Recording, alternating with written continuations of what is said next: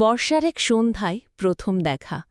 টিনের ছাউনির নিচে বৃষ্টির টুপটাপ শব্দের মাঝে দুজন অপরিচিত দাঁড়িয়ে, একটা ছাতা, দুইটা মানুষ।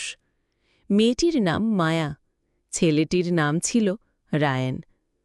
কেউ কারো নাম জানতে চায়নি সেদিন, কিন্তু কেমন যেন একটা চেনা জানা অনুভূতি ছুঁয়ে গিয়েছিল দুজনেরই ভিতরটা।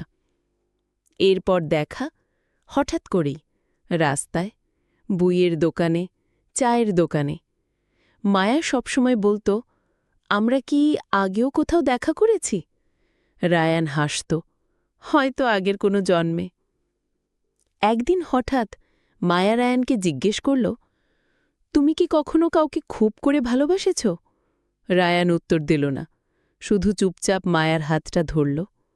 সেই মুহূর্তে শব্দ ছিল না, শুধু নীরবতার মাঝেও ছিল হাজার কথার ভাষা। সময় পেরোয়, ভালোবাসা দানা বাঁধে, কিন্তু তাদের গল্পটা ছিল সহজ নয়। মায়ার পরিবার অন্য কাউকে ঠিক করে রেখেছে, রায়ানের ছিল দারিদ্র্য, দায়িত্ব আর সীমাহীন সীমাবদ্ধতা।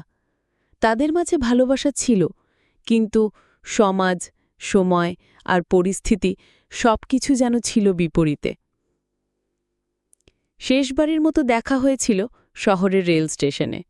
মায়ার চোখে জল, গলায় কাঁপন। তুমি যদি বলো আমি থেকে যাব।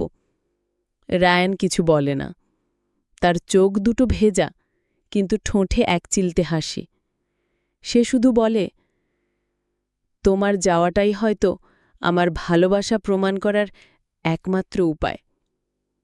ট্রেন ছাড়ে, মায়া জানালার পাশে বসে থাকে, রায়ান দাঁড়িয়ে থাকে প্ল্যাটফর্মে। দুজনে একে অপরকে দেখে, যতক্ষণ না ট্রেন চোখের আড়াল হয়ে যায়। আর কোনোদিন দেখা হয়নি, কেউ কাউকে ডাকে না আর, তবু হৃদয়ে প্রতিদিন ডাক পড়ে। মায়া বিয়ে করেছে, সংসার করেছে, রায়ান নিজেকে কাজে ডুবিয়ে রেখেছে, কিন্তু কেউ কাউকে ভোলেনি। বছরের পর বছর পর একদিন একটা পুরনো চিঠি খুঁজে পাওয়া যায় মায়ার ডায়েরির ভাঁজে। সেখানে লেখা ছিল, রায়ান, হয়তো আমি তোমার জীবন থেকে হারিয়ে গেছি, কিন্তু জেনো আমি ভালোবাসা থেকে কখনো হারাইনি।